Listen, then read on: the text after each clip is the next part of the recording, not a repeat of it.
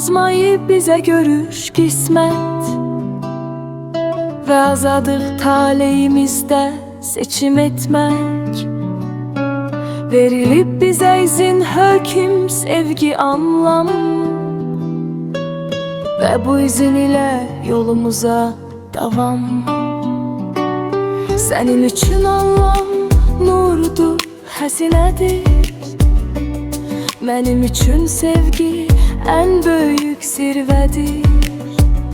Hansıdır onlardan güçlü, hansıdır zirək, hansı ki ürəkdə cəsarət alov bir tək. Sevgiyə ehtiyacdır, deyərsən kasıbdır, amma anlamda hikmət dərin aydın. Sən də haqlısan, mən də haqlıyam. Harada anlam gözləyir sevgiyə ayam. Bu həqiqət ürəyimdə bir yaradır. Dərdin sənin bitmədən ucalır.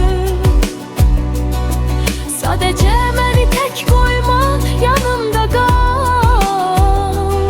Qismətin zəhərini mənimlə iç tam. Senin üçün anlam nurdur, xəzinədir. Mənim üçün sevgi en büyük zirvedir.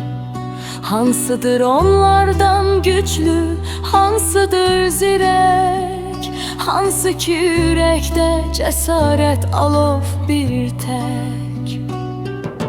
Sevgi ehtiyacdır, deyərsən kasıbdır, hikmət dərin aydın. Sən də haqlısan, mən də haqlıyam. Harada anlam gözləyir sevgiyəm ayam.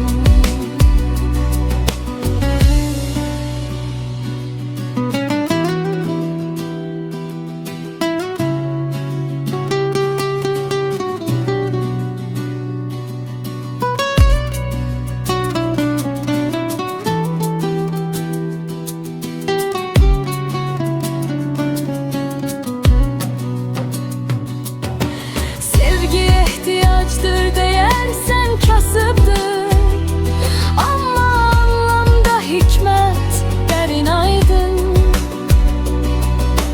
Sən də haqlısan, mən də haqlıyam. Harada anlam gözləyir sevgiyəm ayam. Bu həqiqət ürəyimdə bir yaradır. Dərdin sənin bitmədən ucalır. Sadəcə məni tək qoyma, yanımda qal. Qismətin zəhərini mənimlə iç tam.